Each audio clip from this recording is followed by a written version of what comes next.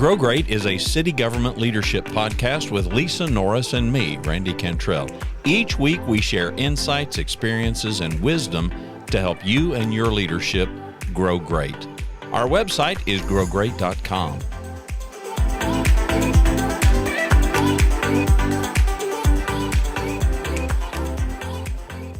All right, so a common conversation I hear in HR in dealing with personnel issues is meeting with a manager director, coming to my office saying, can we talk? I got an employee relation issue. And they'll sit down, and it usually goes something like this. I'm exhausted. I have an employee X that every time we do anything, we address anything, it's negative. It's, why are we doing that? What, you're picking on me? Why are you always critiquing me? You're being too hard. And then they'll say they're probably going to call you because I need to address something with them, and I'm just dreading it because every time they suck the life out of me, right? And I'm just tired of doing it. Usually it's employees who've been here a long time. Often it's managers who've taken over, right? Mm-hmm. They've gone to a new role. They're now maybe the manager versus the lead, or they're a director instead of the manager. And they're trying to set a new path, a new culture, a new, all of us. So you evaluate everything and want this, it's a new day concept. And as I question and am curious, you find they're trying to manage it, but they're managing it on each task, each day, knowing that it's going to be a fight, which does. I mean, who hasn't? Randy, I'm sure you've been there. I've been there, in my 26 years. We've all experienced this, and we know that person. We could probably today name them, right? Mm-hmm. You probably have somebody in your head. I know I do, that over my career, I can name that person that was a victim mentality. Negative Nelly. Yeah. Yeah. And you brought up, your name's Nelly. Yeah. It's just what do they say? An unintended coincidence. But you sent me a quote. I'm reading it. You can't keep getting mad at people for sucking the life out of you if you keep giving them the straw. And it's a beautiful picture of a lemonade with some lemons around it, right? So that prompted this conversation. You and I were talking about this. And why do we keep giving them the straw? Why do we allow them to exhaust us? And it's, if you're a good leader, you want to do the best. In me, I can only speak to what I try to do, and that you've coached me on over time and mentored me, is that I just believe for a while, maybe I can change something in them, right? Maybe I can make them a better person. Maybe I can make them a better leader. Maybe through leading by example, I can do X. But if someone I've learned is a victim, and that black cloud hovers over them day in and day out, the choice is not mine. The choice is theirs. And in rare circumstances, looking back, was I ever able to really get them to where I wanted to be? Ultimately, usually the relationship ended. And most of the time, because of the victim mentality, I had to end it. They did not choose to end it themselves. Does that make sense? Yeah. Well, I think there's two there. I'm sitting here looking at my other monitor. I'm looking at the quote, you can't keep getting mad. So we've got an emotional response at people for sucking the life out of you. So it's some impact that other people are having. But at the same time, what we're doing is we're giving them the straw, or we're giving them the permission to do that to us. So it's this emotional response. Clearly the quote has this negative emotional response to something that they're doing that's negatively impacting us, and yet we're giving them the power or the control to do that. My head immediately goes to, okay, well, you've got the director who comes and sits down in front of you and says, I need to talk to you. I'm exhausted, and I got this situation, and I got this employee, and I got that. Okay, so you don't necessarily have a person who's getting mad, but there clearly is a negative emotional response to a negative performer or negative performance. And it could be argued, okay, well, you continue to give them the straw. So for me, so that's one conversation, probably one that we ought to have, you know. I mean, so you want to kind of begin right there. So we've got a leadership issue, but we've got a performance issue with an employee because this is a director, because we could reverse it. We could turn the tables, and now we're approaching it from the person who they're just victimized. They're victimized by everybody in every situation, and we all know those people. And some of us may be those people occasionally. You know, this whole personal accountability and responsibility, I told you before we hit record, it's the elephant in the room in every conversation I have. It is one of the most difficult things for all of us to do. I don't care if you're a CEO of a major corporation. I don't care if you're a plebe in the organization, to accept responsibility, because we all want to fixate on blame. Well, it's not my fault. I didn't, nobody's talking about. I didn't X, whatever Yeah, that, whatever X is. Nobody's talking about blame. We're talking about responsibility. We're talking about, this is your life. You do understand you've got control over your life. But it's amazing to me, the vast number of people who really don't believe that. Yeah. And it's interesting because I'm in an interesting position due to our industry being in HR.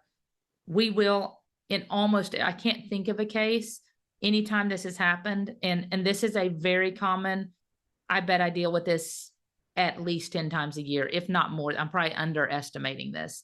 And it doesn't matter the level. It could be a director, it could be a manager, it could be a supervisor coming in with their manager, but there is always an employee involved and a leader involved. The leader is frustrated. The employees typically don't come till after that conversation with the leader. But HR, we're in the unique place to hear from both. And so, and I try to be very neutral in the response. In other words, I try not to take sides, because in HR, my goal is to listen to the problem and help them find a solution that's good for them, that has their best interest at heart. Now, that doesn't mean I don't give the directors. It could be city manager's office. It could be, like I said, it could be any industry. And I don't know how many times from the leadership's perspective, when they're talking about it, I said, you know, tell me what you have done, because naturally my goal is to make sure first they've communicated the frustration with the person, because I've seen it both ways. Sometimes they have communicated and there is a trail of attempts to right the ship with the employee so that they're aware of their behavior that's not welcomed, you know, that the leader doesn't like. Right. And they've tried to correct it. Other times it's building up frustration, not dealing with it. And now they're at their break point because something else has happened and they're frustrated, but the employee has no idea, other than maybe tension they feel, that there's a problem. Right. But all they've been doing, the leader, all they've been doing is just living documented in their notes, but not saying anything. Yeah. Okay. So I've seen it both ways. Right. Now usually in I'd say 80% of the cases are better. The leaders and I'm going to have a discussion with them tomorrow, and they will come to HR. They always do. Mm-hmm. And usually I know the individuals, because this is their pattern. When you talk about a victim, I know the individuals well enough to agree with them. Yep. They typically will come to us and say they're getting harassed, they're getting picked on, discrimination, getting picked on. I mean, they'll use the words, the buzzwords. Right.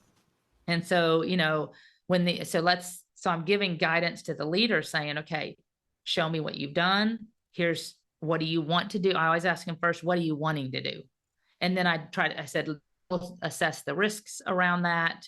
And my job is to put you in the best possible place, so that by the employee, you're doing what's right, that it conforms with the policies. I'm not a policy quoter. I don't like that. I'll just give them wisdom that this follows our policies. And then what's the impact to you and the team? Like, I want to make that right, I don't just lean into, okay, you want to discipline, let's discipline, because I really want it to be right. Best. When I say right, I mean best. Yep. Best for everybody involved. If they haven't laid the groundwork from the leadership perspective, I will tell them what I believe we should do is we need to at least let them know. And how severe it is depends on what level we jump to communicate that. Is 'cause there a we have, typical gap? Is there a typical leadership gap in your experience? So a director comes and sits down, says, "I'm exhausted," and then they go on and they tell their tale.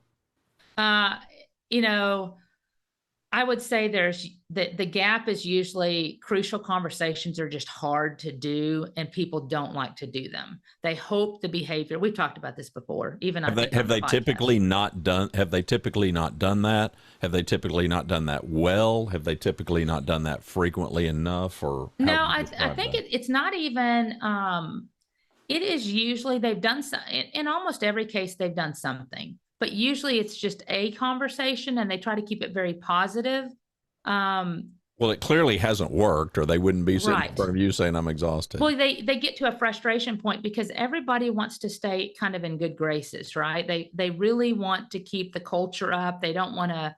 I always talk about they don't want to break spirit. They don't want to get a negative feeling, but at the same time, it's wearing them down, and they don't Yeah, realize but till do we you talk really about think it. that's it? Because I don't. Because I really don't think I that's it. just it's usually just I really don't think. just I really think avoidance. that. I really think the leader's thinking about how they don't want to do it. I don't think they're. Well, I don't think mostly, in my experience, I don't think the leader's thinking about the person who's frustrating them with behavior or bad performance or whatever it may be, whatever reason for the frustration, whatever reason for getting mad or having this negative emotion for this person that is sucking the life out of you because they're doing something that you would rather, that you don't need them to do, that you don't want them to do. I think it's avoidance because you just don't want to handle it. you don't Because want to it's have the you don't conversation. exactly. I don't. So you can talk your way into all kinds of craziness if you want. You can talk yourself out of all kinds of positive things that you could do. But I'm going to maintain that in those moments, you're thinking only about yourself. You're thinking about what you want to avoid doing. Okay, well, it all Because it's shifts. painful. It all shifts. It all shifts. It shifts Yeah. dramatically the minute you get your head wrapped around what's best for that person. Yeah. And the minute I get my head wrapped around what's best for that person who every time I give them a task and I tell them the tools that they can use to do that task, and they refuse to use the tools. Well, that is not where we typically go as leaders first. I know in my experience, and it's not. I call it not bad leadership. This podcast is about what's real, right? The Yeah. reality for any of us is, man, we don't want to have that conversation. If you enjoy those conversations, you would be you would be in the lowest percentile I can think of. If you enjoy getting on to somebody, that's not typically what I face. I don't see leaders I see are just they don't want to have to talk. They're frustrated. They're even having to come to HR. They're it's usually because they reach boiling point, and then I've got to peel the onion back to figure out what have we done, and usually and they say, yeah, we've talked to them. I mean, this is the common. We've talked to them, and I'm like, okay, have you given them anything in writing? Well, no, we haven't really done anything in writing, or yes, we have, and then they'll show us, and it's I call it like a kind of like a documented counseling. It just Yeah. says, yeah, I told the person on this day that we were doing X, which is a good start because we tell them at least document in your journal or something. But the rate at which they have actually had a communication saying, you continue to do this and I need you to stop doing that, and what I expect is X, that's usually on the rare end when they come to me.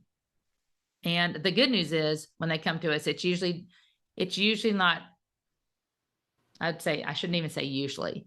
There are times when it's not horrible. There are times when they are at their breaking point. So it's probably a 50-50 of what we get by the time they've reached us, because there's been something that's just agitated them so much that now they know. And I don't know if the agitation is because now they know they have to do something, or they're agitated that they have now gotten involved, because they're trying to help their leadership deal with this. The employees, so I'm going to flip it before we get into, okay, what do we do with it?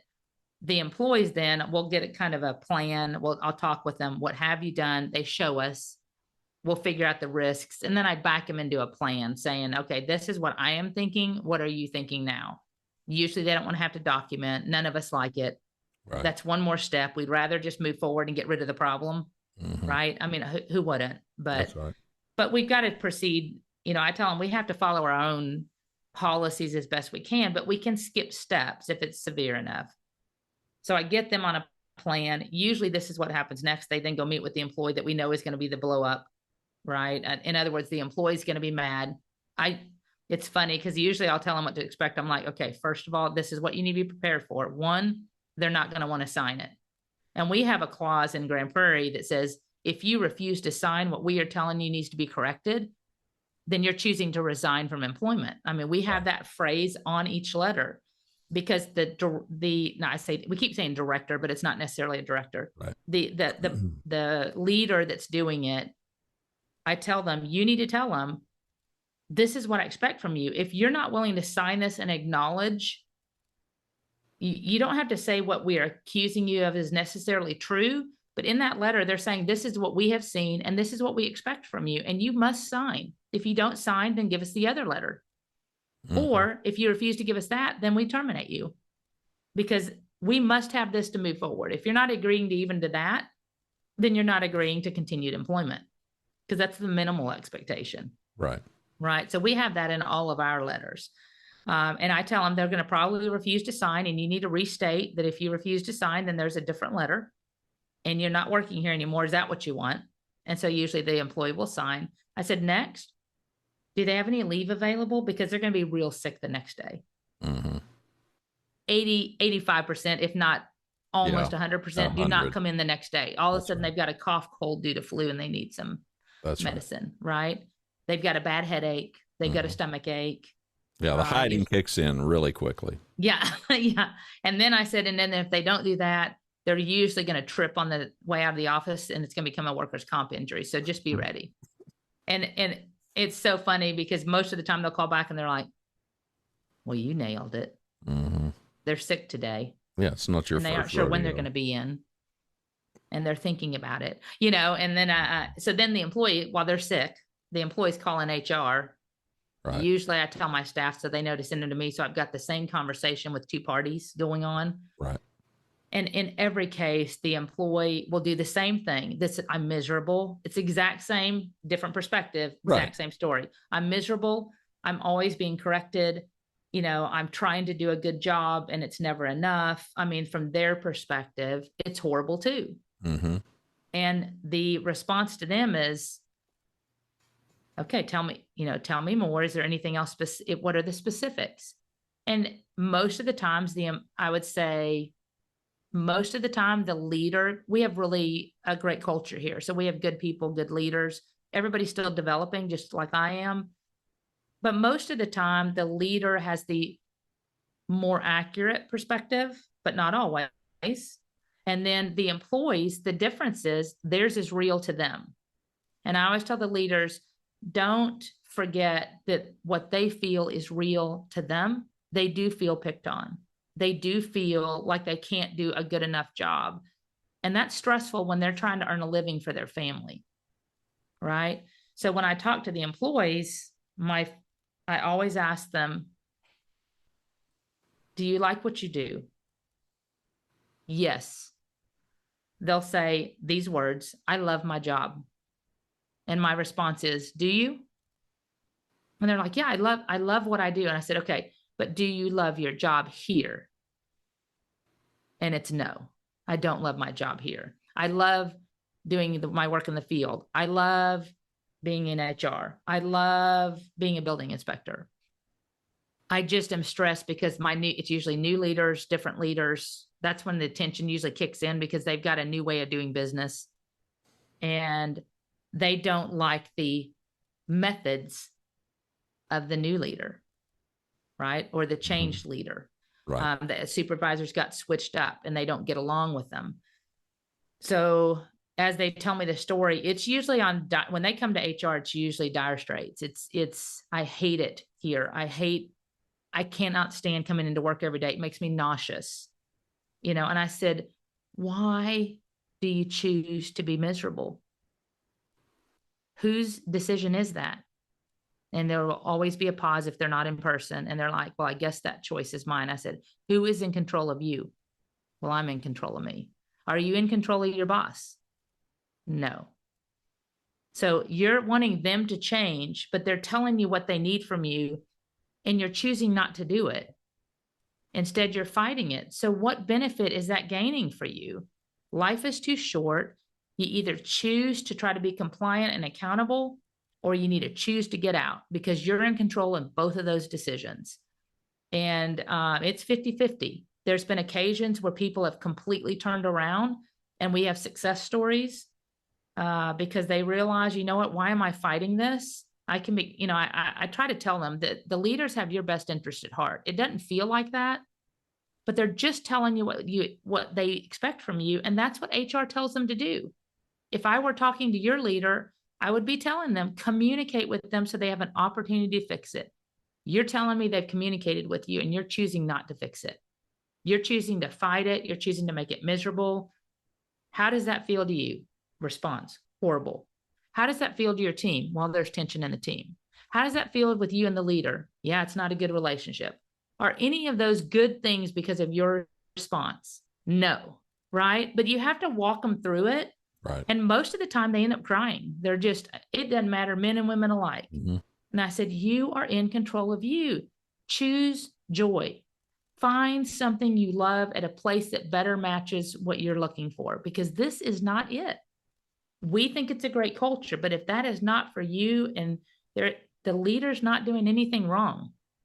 Now, if they are, that's a whole different, right? Yeah, there are those rare circumstances where it is a harassment. Well, sometimes it's not so much, but that is like a 1%. Right. I mean, that is rare. But I think more common isn't that the leader's doing something wrong. It's almost always for me different. They may not be doing things as correctly as that employee. They may not be hitting the right buttons. They may not be provoking the correct response and doing it in the right way with that employee. We all know bosses that are, one size fits all. And if you happen to be in a personality type that is congruent with the way that boss works, it's all fine. But if you don't, you can be sensitive, whatever, then it comes off completely different. So we're all different humans, that you and I have talked about the leadership recipe and having humility and compassion. Not everybody is going to operate. I don't even operate this, It doesn't look or feel the same. No. And none of us are perfect, and we cannot expect that from one another. If we seek understanding and knowledge, it can just help us to understand the other person better. We don't have to agree with them, but if you seek understanding, that heals a lot. And because we're a leadership podcast, so let's look at it from the leadership perspective. So there's the employee. Both are frustrated. And you say what? Well, from the employee perspective, it almost always goes that way. Almost always. I say, you're in control of you. You need to choose what you're going to do and have a conversation with the leader. If you're going to agree to improve, you need to sit down with them and go, I hear what you're saying, but I cannot get there. I'm not satisfying what you're looking for. And really make sure if you're simply doing stuff, not doing stuff that they're telling you to do, maybe they're telling you to do spell check, and you're not doing it. Maybe they're telling you to check your work and proof it before you get to them, and you're forgetting. That is on you. If they are telling you and you're just simply not finding ways to do it better, then that's on you. And they're not going to stop, because and I always tell them, if the leader's talking to me, I'm going to tell them to lean into it and hold you accountable. So if you're not choosing to be accountable, it's going to get worse. You need to, from a leadership perspective, what do you think, if anything, that, and admittedly we're painting with a roller here. We're painting with a broad brush. Right. But at a macro level, what can the leaders do, in your experience, to improve this, even before it got to you? Are there things that the leaders could have done differently, could have done better? Well, I would say in every case, they're coming to me for that guidance. I would say differently is usually more accurate. It's really, again, I'm trying to help them seek understanding. Why is the person struggling? Do they not know how to use something that you're telling them to use? Do they not Are they simply, if it's harder when it's personality. If they're just being mean, if an employee is being mean spirited, causing team disruption, that's a Mhm. whole different issue. But I'm really focusing on performance stuff that could be corrected if the employee would choose to, right? They could get attendance. You Yep. need to be here on time. They Right. can fix that. That's a choice. They have to change their behaviors. I'm talking about the things like that that are more Yeah. easily corrected if there's a willingness. Yep. And so for the leaders, it's helping them. But if those kinds of problems persist, what burden do you place on the leader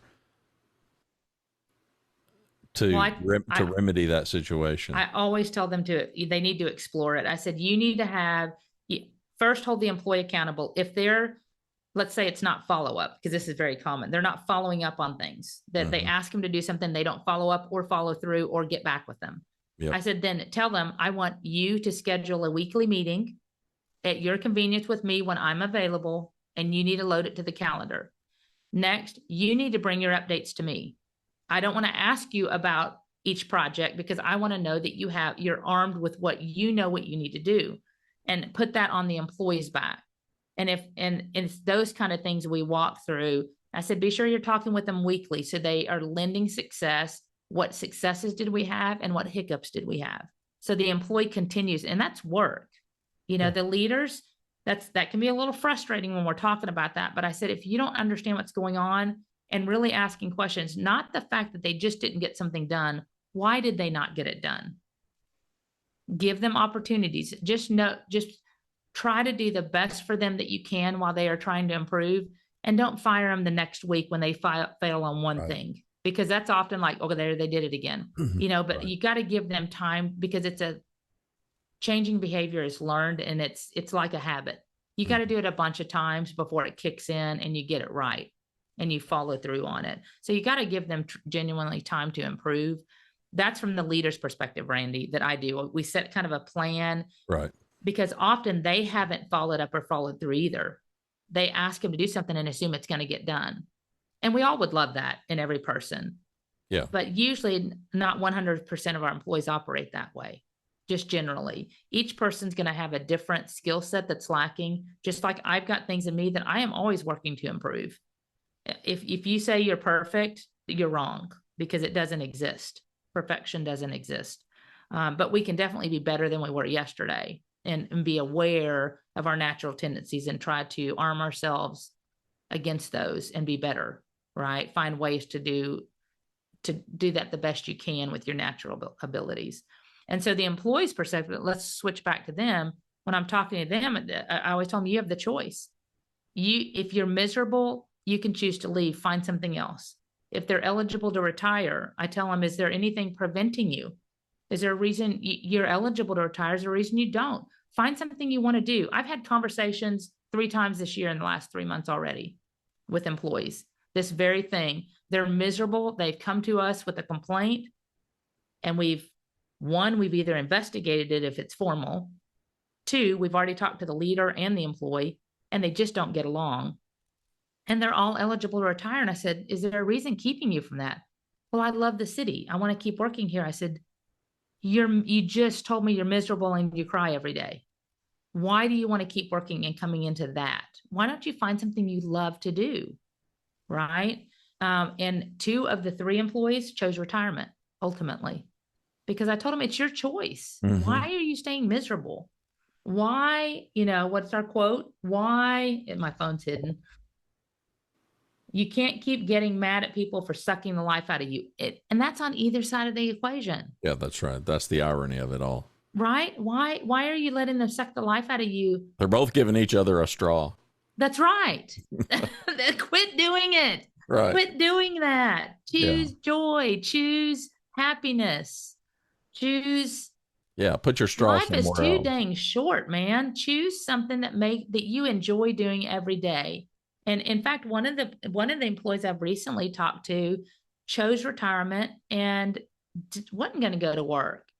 They were going to lean into what they love doing for a year. They've got retirement, and it's a good retirement. And then they're still young. Just take a breath for a second and figure out what is it you want to do and start doing that. Right. But the elephant in the room for me still is, especially even after this conversation, is individual responsibility.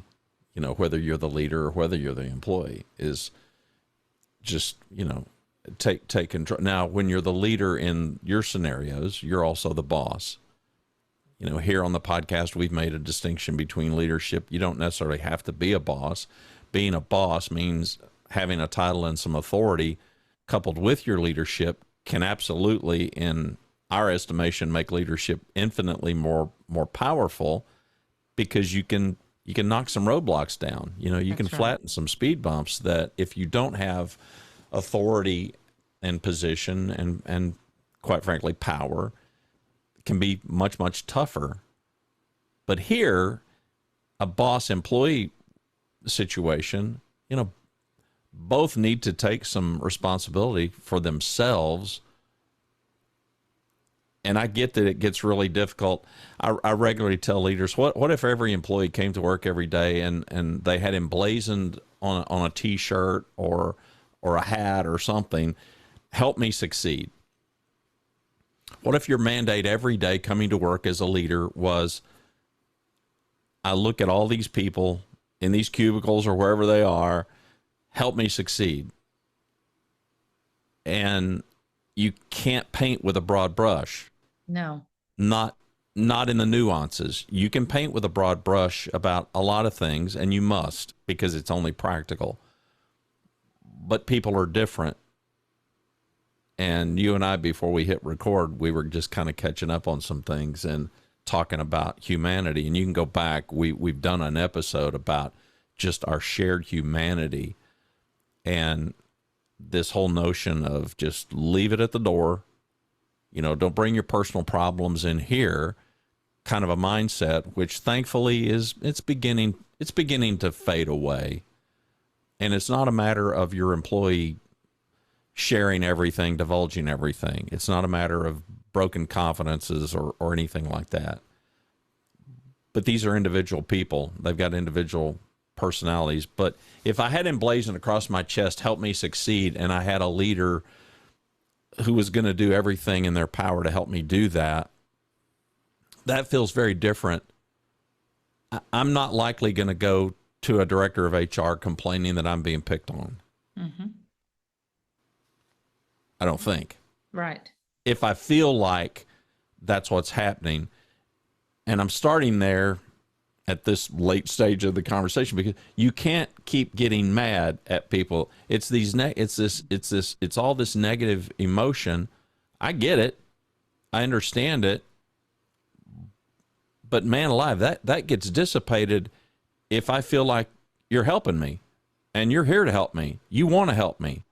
You don't want me to fail. You want me to succeed.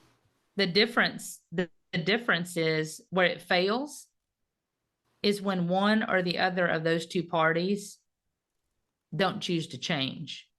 That's where it will fail every time. If you expect entitlement, that when I ask them to do something, I want them to do that thing every time, I totally expect change to be on the other party's side. Yeah.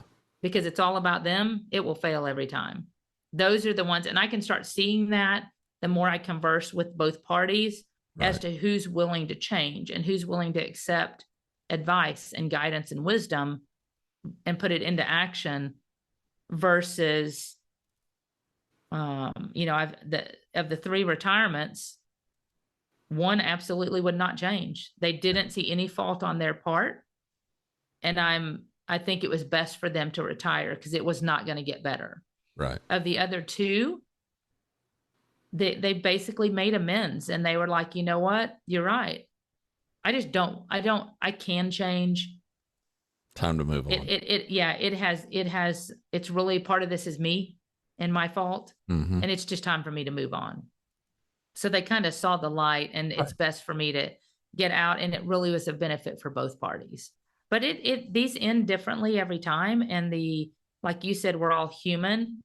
And I think the greatest help me succeed is the word help, not make me succeed. Correct.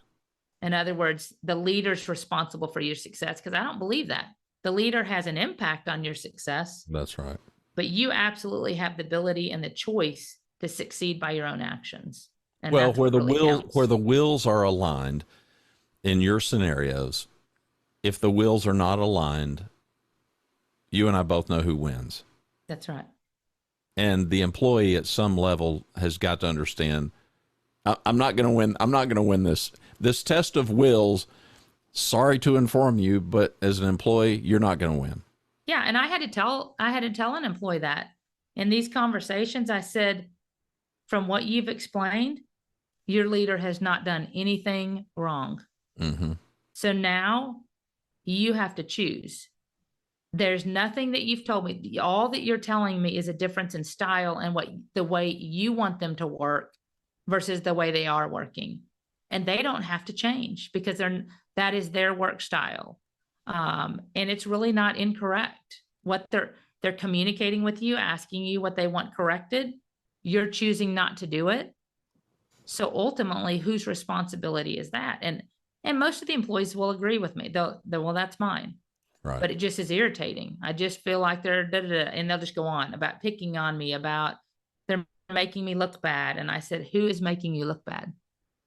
Well, they're making me look bad because they keep pointing out and have they given you options to correct those errors? Well, yes, but I forget to use those. Okay, well, so who's making you look bad? And they're like, well, I guess I'm making me look bad. Okay. That's the same thing they're seeing. They want you better. Do you want to be better? And do you want to work at it? That's the real question. Are you willing to put in the work? And if the answer is no, get out. Yeah. Find somewhere else. You either want to work that matches that style or retire and just stay at home. I mean, whatever you want to do, but it's not going to go well. If we keep going down this path with that conversation we just had, this isn't going to end well. You're going to make it their choice instead of yours. That's why I'm a fan of the Jack Welch quote, control your own destiny or somebody else will. That's right. Absolutely. Do you want them to make the choice or do you want to make the choice for your future? You know, and usually they see the light, and it's usually not that moment. It's usually a few days later, and they almost always will email me and said, you're right. I'm choosing to retire, or I found another job, or whatever the case is. And usually they'll tell me. I mean, the good news is there's not typically hard feelings, but like I said, I try not to take sides because my goal is to make our organization successful, and I can't do that by just more of fighting for leadership. Yeah, you're more of an arbitrator in those kinds of That's right. Yeah. Well, I just want everybody successful because that's for the benefit of that team. That's right. Because these issues absolutely affect the team. They can feel the tension. Cut it with a knife, as they say. Right. Well, and whether you're a leader or in this case the employee, the whole victim mindset and the whole blame game thing, it can happen no matter what your role, what your position is. So what's your best advice, or what advice do you have, best or not, about, I mean, how the difficulty in us accepting responsibility, individual accountability. So this person that you come and you have this conversation and you get some consent, you get agreement with them once you kind of put them on the spot and they kind of see it. What can we do to help facilitate people to escape? I don't want to accept responsibility for my life. I want to be able to blame the boss. I want to feel picked on. I want to be the victim. What advice do I have for those people? Yeah, I mean, what do you? I don't know what to tell you. You're in control of you. Yeah, I mean, how do you help? But you clearly have put forth effort, and at least in that moment, you're able to get people to see it. Now, whether it sticks or not, that's completely up to them. But I mean, aside from the scenarios that you've run by us, what do you? Yeah. What I'd tell the person with the victim mentality is you are in control of you. You need to make the choice, or they're going to make it for you.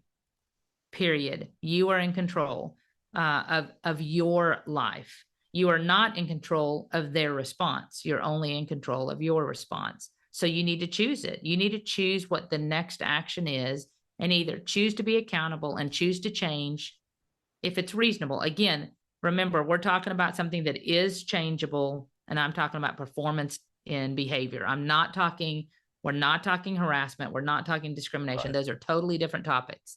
But in behavioral changes, your boss is asking you to do something. You're miserable in how it works. You're miserable in the relationship. You're miserable in the atmosphere.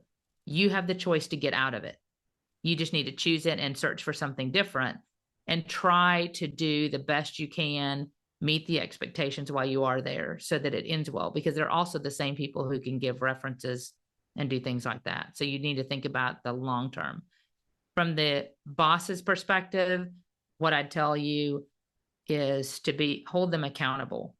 Have the conversations when stuff is quit giving them the straw, letting them suck the life out of you and feeling miserable yourself. Do something about it because you're in control of you. It's the same message. You're just on two different perspectives and two different levels of impact and authority. But this message is exactly the same. You're in control of you.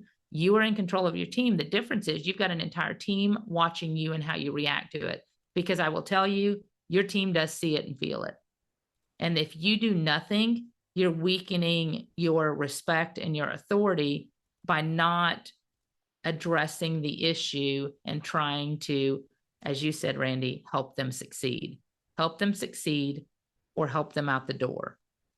It just depends on the action that is best in their best interest and help them see that.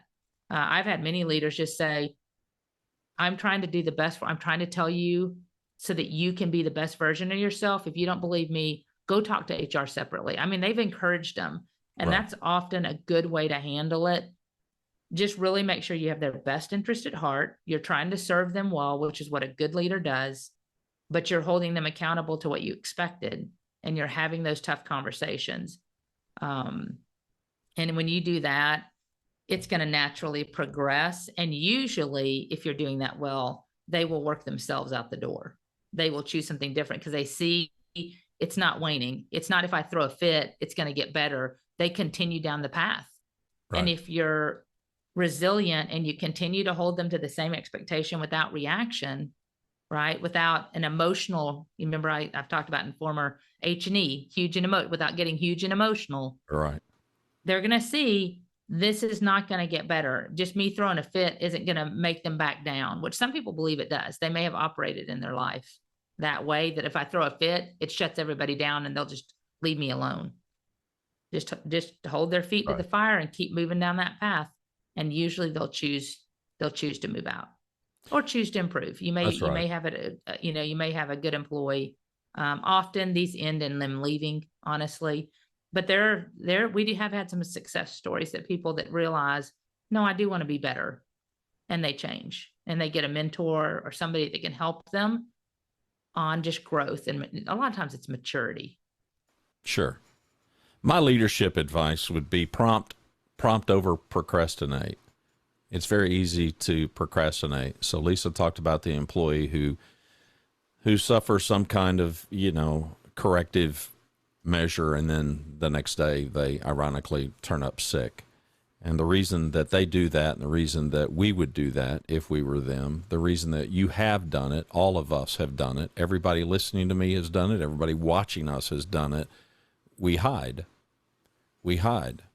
And we hide because, or another word for it, avoid.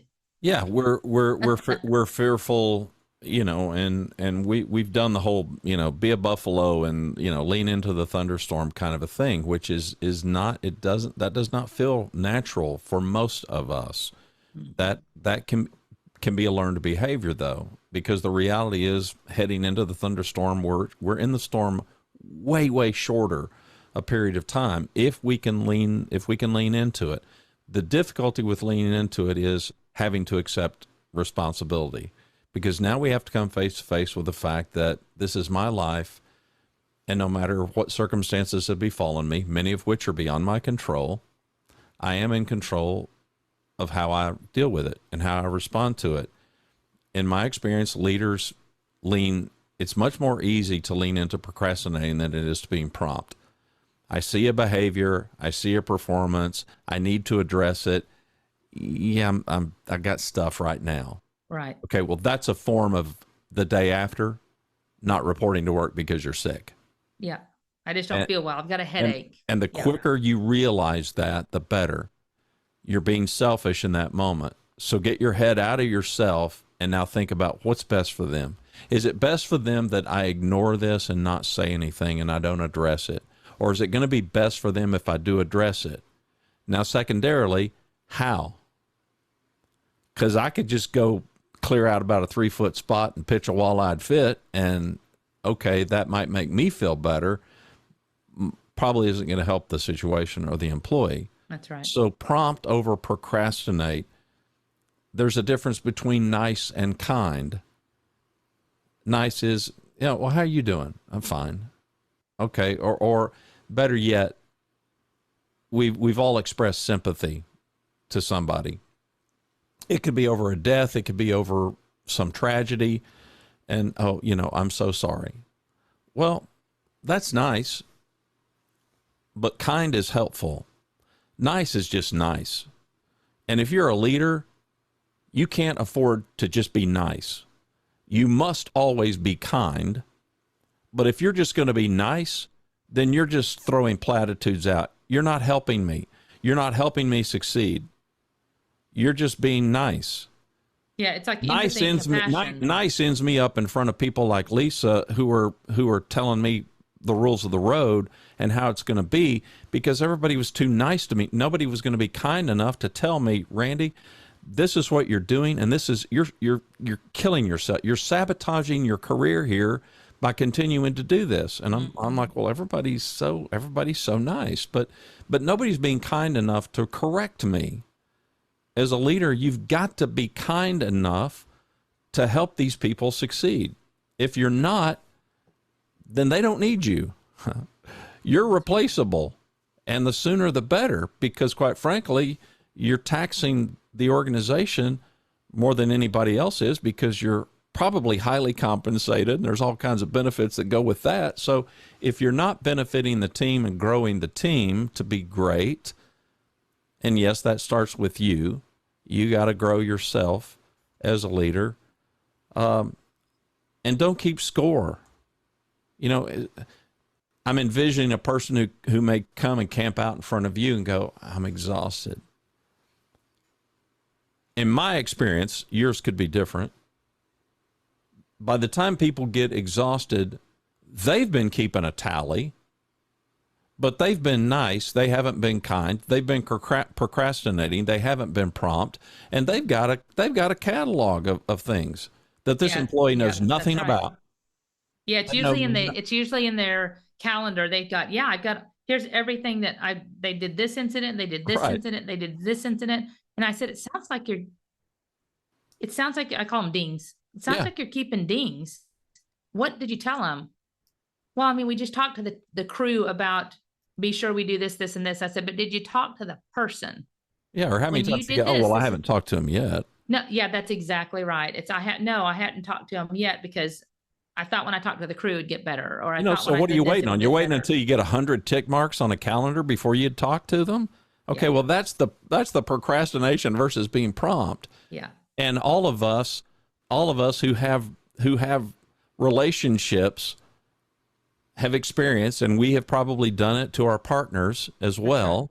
Well, I don't like it when maybe you do if this. I don't say anything, it will just go away. Well, or in a moment in a fight, it's, well, you do this and I don't like it. Oh, well, yeah. Well, 2 years ago you did this and I didn't like that, and it's like 2 years ago, and it's like, and you're just now hitting me with it. Right. So we, in these most intimate relationships, we often don't fight fair.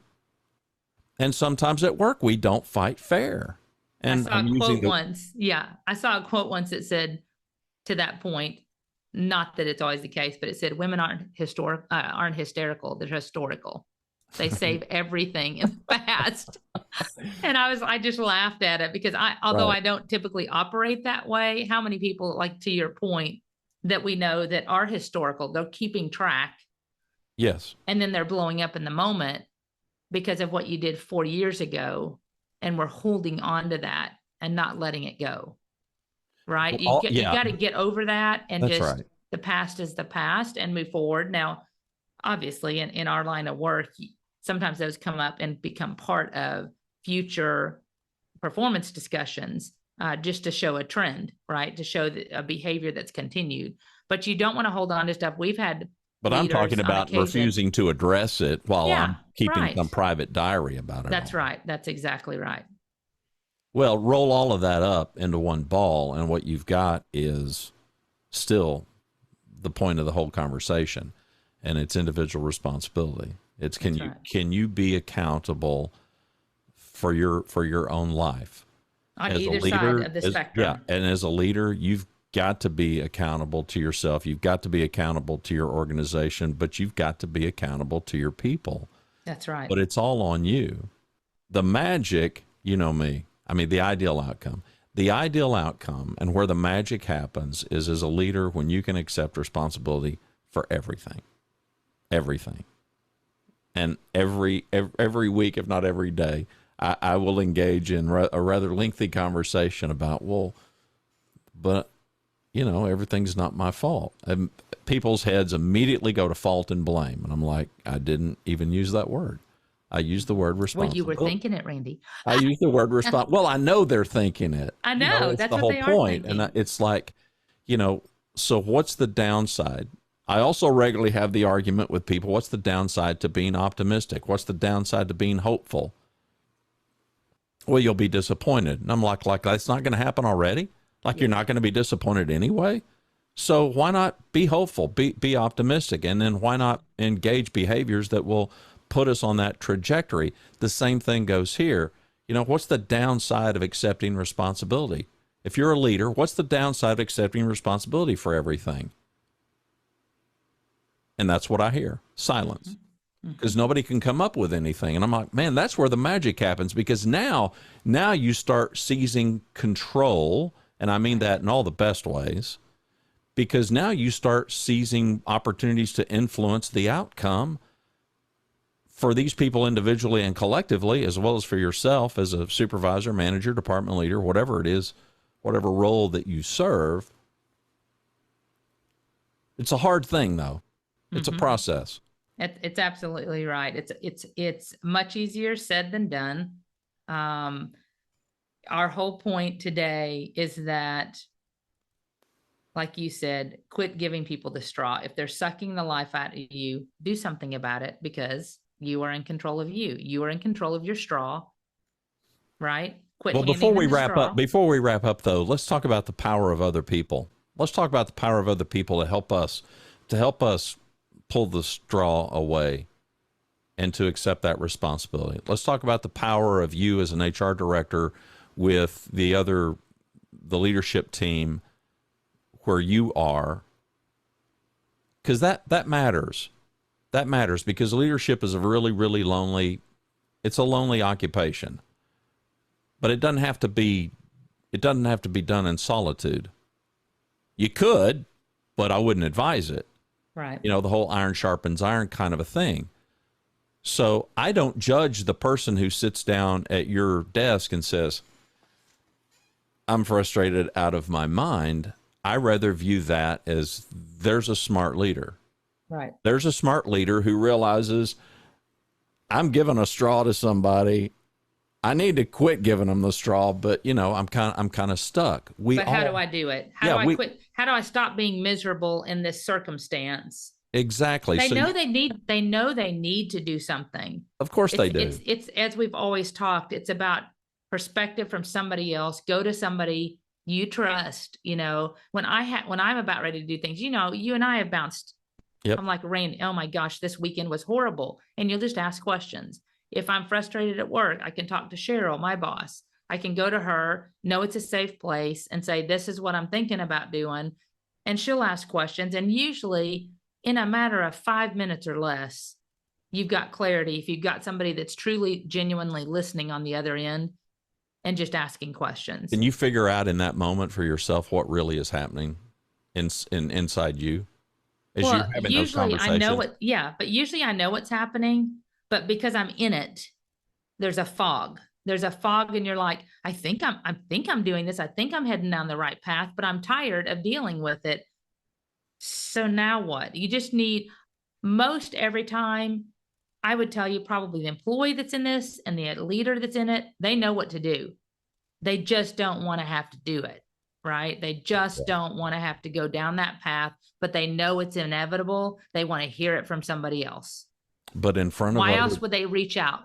But in front of other people, it's fascinating to me that quite often the thing that happens, the switch that gets flipped, is the switch of accepting the responsibility. That's right. It's the decision that, okay, I'm going to do it now.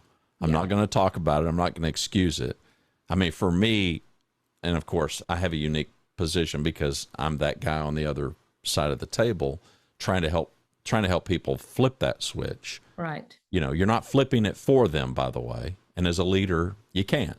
No, you can't. If you tell them what to do, that's not going to help. You can point it out and go, here it is. It's right here. It's right here on the wall. See it? It's in this position. You really kind of want to put it in that position, but you can't do it for them. What you said, Randy, is absolutely critical. You have to genuinely want to help them succeed.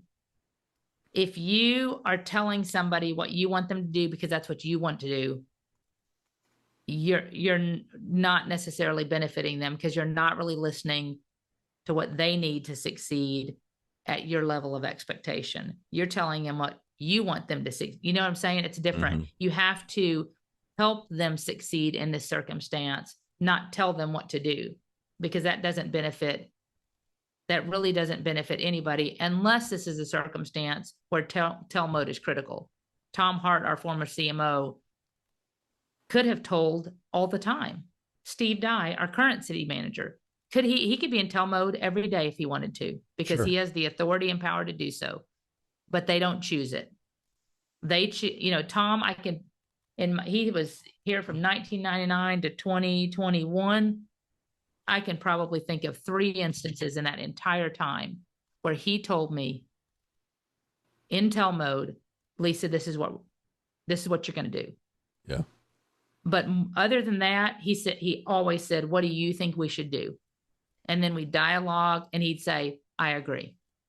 Never did he say, thou shalt. Right. Because he wanted to know what I thought was best, what my level of thinking was. And he wanted to contribute towards that to make sure it met his goals as well. Yeah. But never did he put his perspective first as the only right way. Nor does Steve, nor does Cheryl. And I think that's what benefits us here, is they allow us. Now, sometimes it's easy to get in that mode. You know, I would guess, I haven't asked Steve, I would guess it was a hard switch where he's coming from 34 years of policing, where he has to, in the moment, make a decision and move, right? That is a completely different role. I suspect that shift was difficult coming over here and having other leaders that are director levels like he was in a different industry and not naturally wanting to tell. I bet that shift was difficult. Yeah. But he's doing a good job, right? Yeah. But he's doing a good job and in navigating that as he's been in the city manager's office for a couple of years now and starting to lean into, there are experts beneath me and let me find out what they want to do. And then he gives guidance on that. And he has gotten quite good at that, you know, giving guidance in direction versus telling just, and Tom's the same way. Cheryl always operates that way. She's always like, what do you want to do? And I'll tell her, and she's like, I think that's good. Here's what I'd like to see. And she'll give me her opinion. Right. But at the end of the day, she lets me make the call. Right. Yeah. So I think that's what's critical here. It's all about perspective and guidance and ensuring your people succeed, not in your way, but in the best way. And I think you want to leverage the power of others because, to the quote, you can't keep getting mad at people for sucking the life out of you if you keep giving them the straw. As a leader, getting mad, embracing all the negative emotions, and we're all going to have them. It's not that, okay, stop having them. I would be the last person on the planet to tell you stop having them. Have them.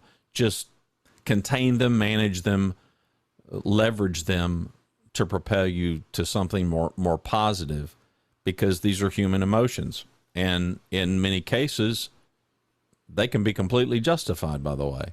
That's right. Well, and if you're giving them the straw, it equates to blame. That's not going to solve anything for anybody. No, and you keep giving them the straw. you assume that there's blame to be placed and it's not on you. Yeah, right? well, you're excusing yourself. And a big part of our podcast is to suck all the excuses out of the room when it comes to our leadership weaknesses. We've all got them. We're not going to fix them all. There are some behaviors that I have that are default to my personality, and I've got to work like a demon to counteract some of those. Others, they're enormous strengths, and I need to lean really, really hard into those. But you know, the famous quote, there's no evidence that Einstein ever said it, although it's still a brilliant quote. So a guy as brilliant as him could have said it. You know, fish don't climb trees. So if I'm a fish, you know, I don't need to be longingly looking at trees, you know, wishing I could climb them. It's not going to happen. I need to be looking for the best body of water I can put myself into. So I think part of that is also, as you've described with these employees, is there is no point in being miserable. There is no point in me being a fish and I'm coming to work every day trying to climb a tree. Okay, well, stop it. Yeah. It's not going to happen. You're not going to find happiness, you know, that way. So I think there's hopefully enough takeaways here. Any parting shots here? Any parting advice? I love your prompt versus procrastination. That says it all. Take care of business, help them succeed, timely and close to the events in which they fail, in which they have an obstacle, and get it corrected timely. That's the best thing you can do to serve them well. All right. I'm going to end with a thank you to all the watchers and listeners. I don't know how many episodes we're in, but honestly, as far as podcasts go, we're not that deep into this effort. Grow Great, growgreat.com, a city government leadership podcast. We've been getting some really great feedback recently. I know both of us have, individually and collectively, from people that are watching and listening. Even people that aren't involved in city government in any way, shape, or form. That's right. It's been crazy. Which is really great and really terrific. We appreciate it. We thank you. I'm going to have one call to action, then I'm going to give you the last word, and that is, if you've got show ideas, if there's conversations that you think would benefit you, your team, your organization, just go to the website growgreat.com. Use the contact form over there. And shoot us an email. Let us know, because we're happy to entertain it. Won't promise that we'll do it, but we'll give it serious thought. I can promise you that. So, Lisa, I'll let you say goodbye. No, I appreciate all the listeners. Like you said, we're getting great feedback, great topics. Hopefully, it continues to be helpful. Every day, it seems like we're getting more and more listeners sharing in different industries around the United States. So we're thankful for our audience, that we hope it helps, and hope this is another episode to help grow you great.